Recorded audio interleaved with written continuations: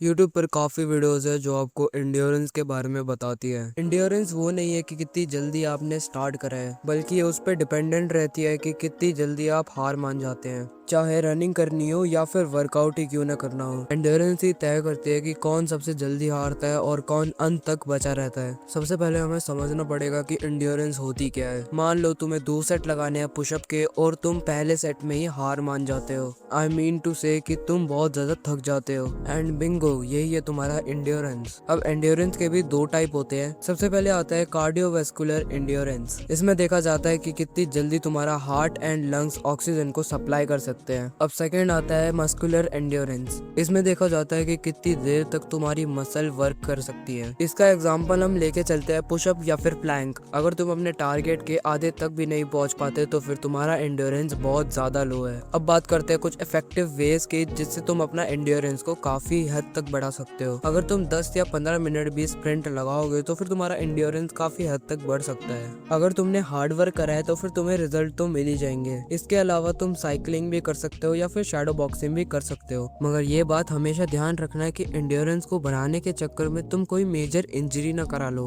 वरना फ्यूचर में तुम्हें ही बहुत ज्यादा दिक्कत होगी। इसलिए 15 से 20 सेकंड का रेस्ट भी बहुत ज्यादा जरूरी है। अब ये सब करने के बाद अगर तुम 7 to 8 आवर्स का स्लीप नहीं लोगे तो फिर बहुत ज्यादा दिक्कत हो सकती है। एंड बॉडी को भी हाइड्रेट कर कर रखा करो। अब खाने में तुम कार्ब्स खा सकते हो जो कि तुम्हें एनर्जी देगी। एंड बॉडी बिल्डिंग फूड यानी कि प्रोटीन खाना तो बहुत ज्यादा कंपलसरी है। ये तुम्हारे मसल्स एंड बोन को रिपेयर करने का काम करेगी। अब हम बात करेंगे वर्कआउट स्प्लिट के बारे में जो कि तुम्हारे एंड्योरेंस को बढ़ाने का काम करेगी। सबसे पहले तुम जॉगिंग से स्टार्ट करोगे, फिर उसके बाद प्लैंक पर शिफ्ट होंगे जो कि तुमको 30 to 40 सेकंड तक लगाने हैं। अब यहाँ पर एक मस्ट एक्सरसाइज आती है जो कि है माउंटेन क्लाइंबर्स। एंड फिर बाद में तुम्हें रेगुलर एक्सरसाइजेस पर आ जाना है जैसे कि स्क्वाट्स, पुशअप्स और पुलअप।